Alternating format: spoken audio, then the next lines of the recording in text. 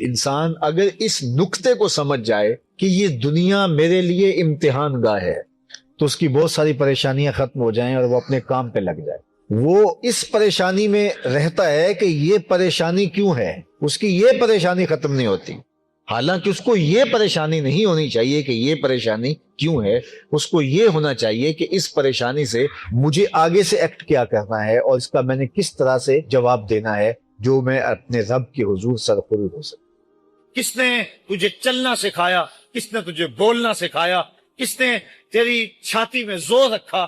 آج تو کڑیل جوان ہے، آج دولت کے انبار تیرے پاس ہیں، آج تو چودھری ہے، آج تو خان صاحب ہے، آج تو بہت بڑا عالم ہے، آج تو مفتی ہے، آج تو پیر ہے، آج تو منسٹر ہے، آج تو ناظم ہے، آج دنیا تیری باج گزار ہے، آج تیرے دماغ میں وہ قوت رکھ دی گئی کہ دنیا کو تو انگلیوں پہ نچا رہا ہے۔ ذرا پلٹ کے دیکھنا پیچھے، ذرا پیچھے لوٹ کے تو دیکھ، تو چار پائی کے سہارے بھی چلنا نہیں جانتا تھا، پھر تجھے چار پائی سے چلنا سکھایا، پھر تو نے چلنا اور چلتا تھا، دو قدم تو گر پڑتا تھا۔ ذرا ماضی کی طرف پلٹ کے دیکھ، اور تو بھول گیا رب کو جس نے تجھے اتنا کچھ دیا۔ چل ماضی کی طرف پلٹ کے نہیں دیکھنا، مستقبل کی طرف ہی جھانک کے دیکھ لے۔ ایک وقت پھر دوبارہ تیرے اوپر ایسا آئے گا، پھر تیری بولتی بند ہو جائے گی، پھر تیرا چلنا بند ہو جائے گا۔ چار پائی سے لگ گیا، مورے میں تکلیف ہو گئی، تو فالی زدہ ہو گیا۔ سارے گھر والے 4 دن تو بڑی خدمت میں لگے رہے، لیکن انہیں اپنے کام بھی تو کرنے تھے، پھر آہستہ آہستہ تجھے اگنور کرنا شروع کر دیا۔ تو بھی اس بات کو سمجھنے لگا، پھر وہ وقت بھی آیا کہ تیری چار پائی کو اندر سے اٹھا کے برآمدے میں رکھ دیا کہ بابا کھانستا ہے، بچے جس طرف ہوتے ہیں جراثیم پھیلتے ہیں، اب نوکر تجھے روٹی دینے لگا۔ شام کو بیٹا آتا ہے، 2 لمحے کھڑا ہوتا ہے، پھر اپنے بیڈ روم میں چلا جاتا ہے، تو اس کی صورت کو ترستا رہتا ہے۔ آج تیری زندگی اجیرن بن گئی، پھر تیرے اوپر ایسے حملے بیماریوں کے ہوئے، ایسی تکلیفیں ہوئیں، بول و براز بھی اوپر، لوگ ناک پہ کپڑا رکھ کے تجھے اٹھاتے ہیں۔ اس وقت تو اپنی زندگی سے تنگ آ گیا، تو کہتا ہے ڈاکٹر کو لگا زہر کا ٹیکہ، مجھے موت آ جائے۔ بتا ہم تجھے موت بھی نہ دیتے تو کیا کرتا؟ ہم نے تجھے زندگی دی تھی، یہ ہمارا احسان، اور اب تمہیں موت اگر دیں گے تو یہ بھی ہمارا احسان۔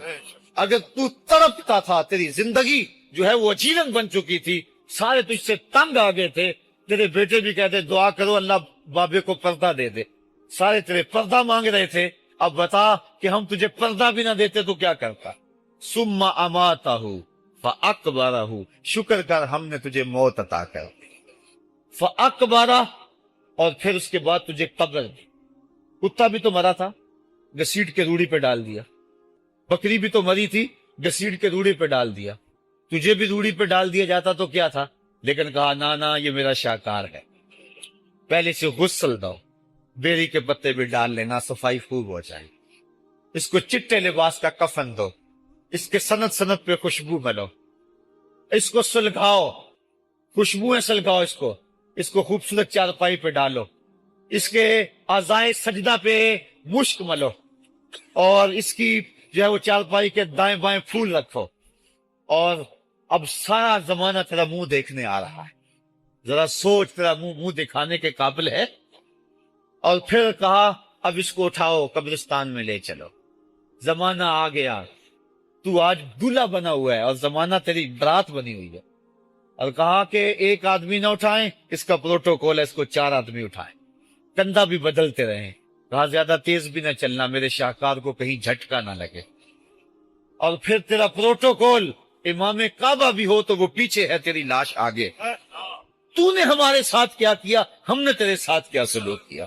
یا ایھا الانسان ما غرک بربک الکریم، ہم نے کہا اس کے لیے چھوٹا سا گھر بنا دو، اور اس کے اندر پردے میں اس کو رکھ کے اوپر سے مٹی ڈال دو، اوپر پھول ڈال لو، اور پھر اتنی دیر تک کھڑے رہو جتنی دیر تک اونٹ کو ذبح کرتے ہیں، اس کی کھال ادھیڑتے ہیں، اس کا گوشت بناتے ہیں، پھر اس کو تقسیم کرتے ہیں، اور پھر آؤ تو دعائیں شروع کر دو، کبھی کل کی محفل سجا دو، کبھی 10ویں کی، کبھی چہلم کی۔ اے انسان، تیرے ساتھ جو کچھ ہوا لوگوں کی نظروں کے سامنے تجھے رسوا تو نہیں کیا میں نے؟ یا ایھا الانسان ما غرک بربک الکریم، ذرا پیچھے پلٹ کے دیکھ لے، نہیں تو آگے جھانک کے دیکھ لے، تجھے کبھی تو شرم آئے گی، تو کہاں بھٹک گیا، کہاں بہہ گیا۔ آ جا اس کریم رب کی طرف جو 70 ماؤں سے زیادہ پیار کرتا ہے۔ آنا تو نے ہے ہی، آج نہیں تو کل آئے گا، تو کل جو پھر کفن میں منہ چھپا چھپا کے آتا پھرے گا، آج کھلے منہ ہی آ جا۔ آج میری رحمتیں تیرا بڑھ بڑھ کے استقبال کر رہی۔ روبی بن حراش ایک بزرگ ہوئے اور تابعی ہیں۔ تابعی وہ تھا جس نے صحابی کو دیکھا ہو، ساری زندگی ان کے چہرے پہ مسکراہٹ نہیں آئی۔ وہ کہتے تھے کیا خبر میرا انجام کیا ہوگا۔ شیخ سعدی فرماتے ہیں جب تو دنیا پہ آیا تھا نا تو روتا تھا، یہ سارے ہنستے تھے۔ بچہ جب پیدا ہوتا ہے تو اور اس کا رونا اس کی زندگی کی دلیل ہے۔ جب تک بچہ چیختا نہیں سارے پریشان ہوتے ہیں، آواز نہیں آ رہی، پتہ نہیں زندہ ہے کہ جو ہے وہ گوشت کا لوتھڑا ہے۔ جب بچہ چیختا سارے خوش ہو جاتے ہیں، مبارکیں دیتے ہیں، مٹھائیاں بانٹتے ہیں۔ تو اس کا رونا اس کی زندگی پہ دلیل۔ شیخ سعدی فرماتے ہیں جب تو آیا تھا تو روتا تھا، یہ ہنستے تھے۔ ایسے زندگی گزار تو ہنستا ہوا جائے، یہ روتے رہ جائے۔ یہ نہ ہو کہ روتا آیا تھا روتا ہی جانا پڑے تجھے۔ روبی بن حراش ساری زندگی نہیں مسکرائے، فرماتے تھے کیا خبر میرا انجام کیا ہو۔ وقت بیتتا گیا، آخر میں فوت ہو گئے۔ ان کا بھائی ربی بن حراش غسال کو بلا لایا کہ میرے بھائی کو غسل دو۔ غسال جب غسل دینے کے لیے داخل ہوا تو فوراً باہر پلٹ آیا۔ ربی پوچھنے لگا کیا ہوا ہے؟ کہا یار تیرا بھائی بڑا عجیب ہے۔ کہا ہوا کیا ہے؟ کہا نحنو نغتسلہ وہو یتبسم، ہم اسے غسل دیتے ہیں وہ آگے سے مسکراتا ہے۔ کہا اس نے قسم کھائی تھی جب تک اپنا اچھا انجام نہیں دیکھوں گا نہیں مسکراؤں گا۔ اس کو امام ابو نعیم نے حلیہ میں لکھا، الروض الانف کے اندر امام سہیلی نے لکھا، قاضی ایاز مالک اندلسی نے شفا میں لکھا، اور اسی کو امام جلال الدین سیوطی علیہ رحمہ نے جو ہے وہ الخصائص الکبریٰ میں لکھا۔ کہا یا تیرا بھائی بڑا عجیب ہے، ہم اسے غسل دیتے ہیں وہ آگے سے مسکراتا ہے۔ تو اس نے قسم کھائی تھی جب تک اچھا انجام نہیں دیکھوں گا نہیں مسکراؤں گا۔ آج اس نے اپنا اچھا انجام دیکھ لیا تبھی تو مسکرا رہا ہے۔ 12 لوگوں کے 2 گروہ بن گئے۔ ایک کہنے لگے کہ یار یہ ویسے گڑی ہوئی بات ہے، بلا کوئی بندہ مرنے کے بعد بھی مسکرا سکتا ہے۔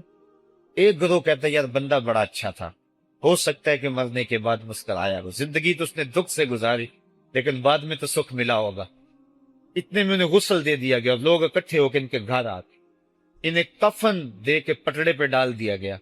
ربی بن حراش نے جب لوگ باتیں کر رہے تھے، کوئی کہہ رہا تھا صحیح ہے کوئی کہتا ہے غلط تھا، تو اس نے کفن سے ہاتھ باہر نکالا اور لوگوں کو کہا السلام علیکم۔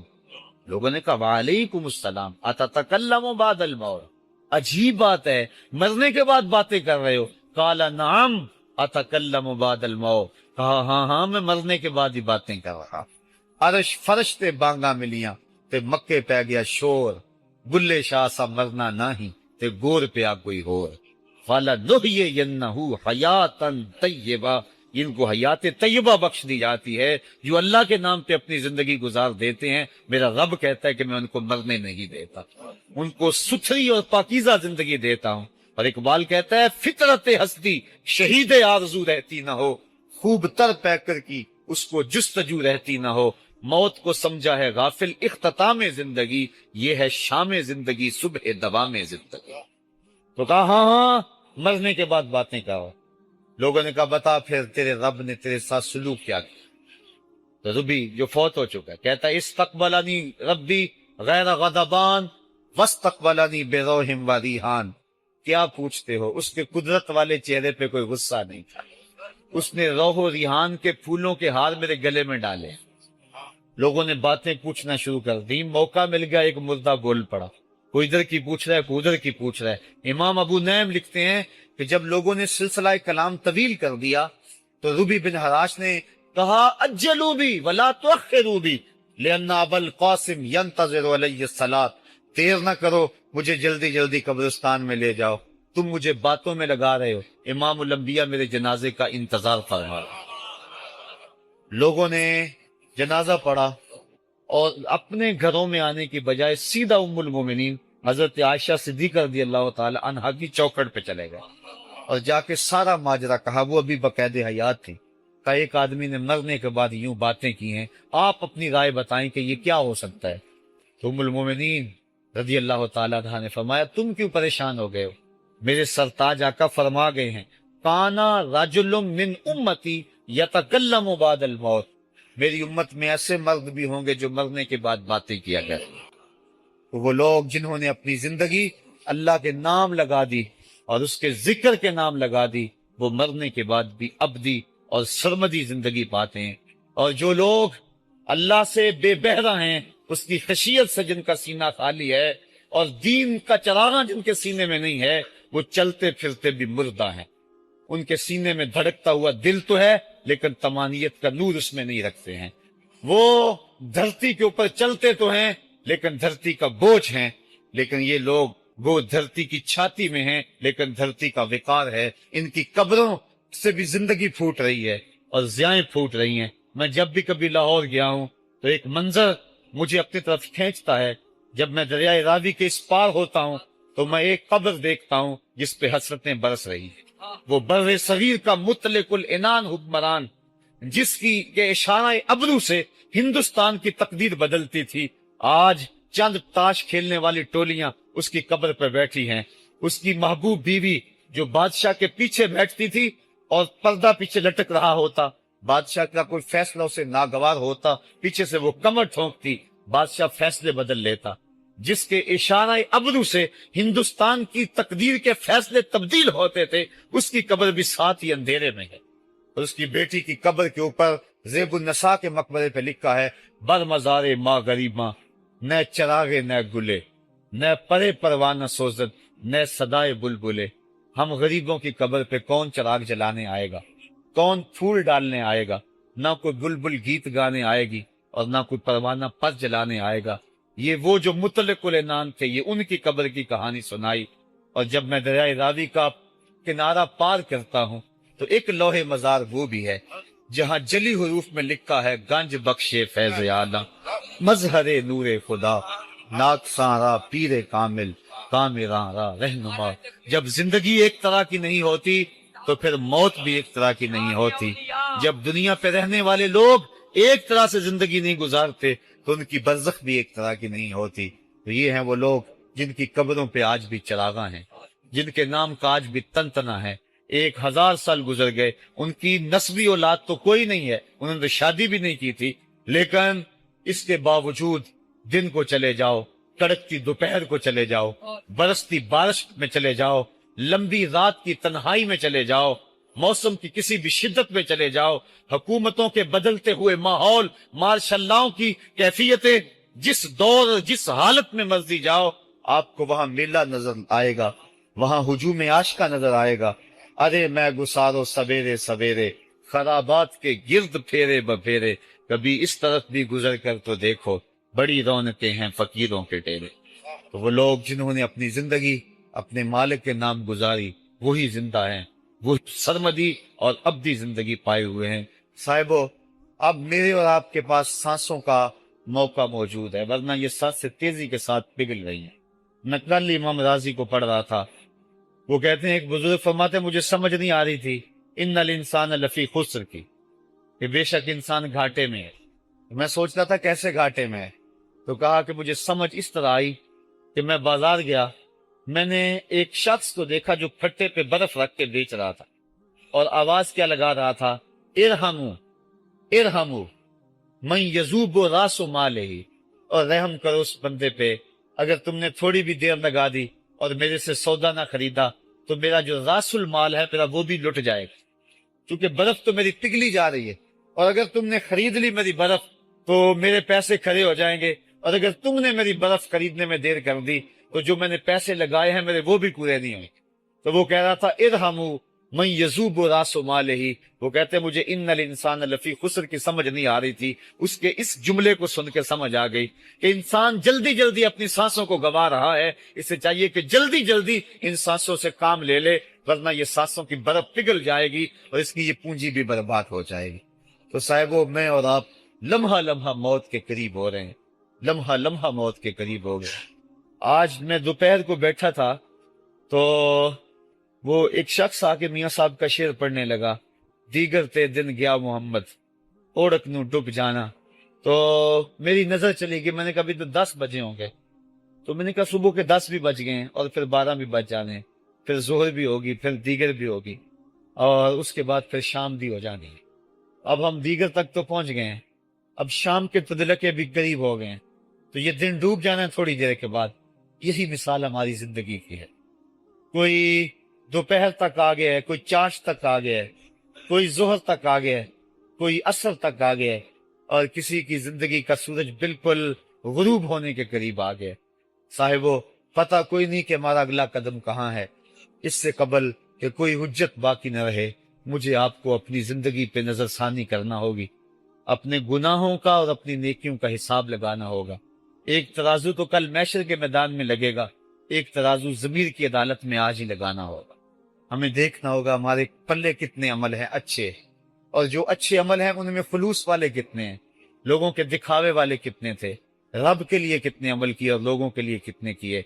تو پھر ترازو لگا کے ہم نے اپنے اعمال نامے کو آج ہی تولنا ہے اور وزن کرنا ہے، اور اپنی زندگی کو نیکی کا حسن دینا ہے. وقت کٹ رہا ہے، زندگی لمحہ لمحہ موت کے قریب ہو رہی ہے. قبل اس سے کہ کوئی حجت باقی نہ رہے ہم ہاتھ ملتے رہ جائیں، پچھتاتے رہ جائیں تو کیا فائدہ ہوگا. بلکہ میں نے تو پڑھا کتابوں میں، علماء لکھتے ہیں قیامت کے دن تو نیکوکار بھی پچھتائیں گے. بدکاروں نے تو پچھتانا ہی پچھتانا ہے، نیکوکار بھی پچھتائیں. بدکار تو اس لیے پچھتائیں گے انہوں نے اتنے گناہ کیوں کیے، تو نیکوکار کیوں پچھتائیں گے؟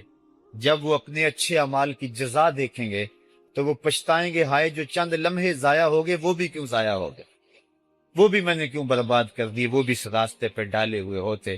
تو آج مجھے آپ کو موقع ہے، دیکھیں قبریں کتنی، قبریں جو ہیں وہ ہمارے کتنے ملنے والے، ذرا نظر دوڑائیں نا.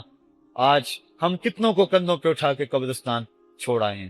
حضرت غوث اعظم رضی اللہ تعالیٰ عنہ فرماتے ہیں، جا کے قبرستانوں میں دیکھو کتنے کتنے حسینوں کی مٹی خراب ہو رہی ہے، جو اپنے بدن پہ ایک چٹکی مٹی نہیں پڑنے دیتے تھے، آج ان کا کفن بھی تار تار ہو گیا.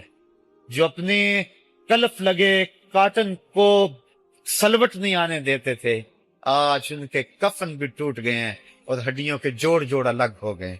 تو وقت ہمارے اوپر وہ آنے والا ہے. کسی نے آج تک موت کا انکار نہیں کیا. میں نے لوگوں کو خدا کا انکار کرتے دیکھا، آپ نے بھی دیکھا، لیکن کوئی موت کا آج تک انکار کرتا نہیں دیکھا گیا. موت اپنا آپ منوا لیتی ہے. میں اور آپ موت کے بتدریج قریب ہو رہے ہیں. ہمارا اٹھنے والا ہر قدم ہمیں موت کے قریب کر رہا ہے.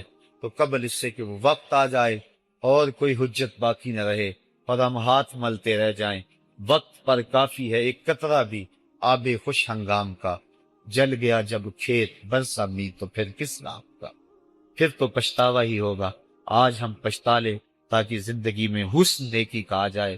یہ میری آپ سے درد مندانہ اپیل ہے، گزارش ہے، اور میری آپ سے التماس ہے کہ یہ تھوڑی سی زندگی اللہ نے جو مجھے اور آپ کو ودیت کی ہے، یہ بڑا تھوڑا سا عرصہ ہے، تھوڑا سا موقع ہے. یہ دنیا بوائی کا موسم ہے، آخرت کٹائی کا موسم ہے. جو بوائی کے موسم کو برباد کر بیٹھا ہے، کٹائی کے موسم میں اس کے ہاتھ کچھ نہیں لگتا. تو آج تخم میں عمل ڈال لیں. آج ایک بیج ڈالیں گے، کل 70 کاٹ لیں گے. لیکن اگر آج کچھ نہ کیا، اپنی سانسیں برف کی طرح پگھلا دیں، تو یہ اس شخص کی طرح ہے جو پھٹے پہ رکھ کے برف کہہ رہا ہے کہ میرے اوپر رحم کرو.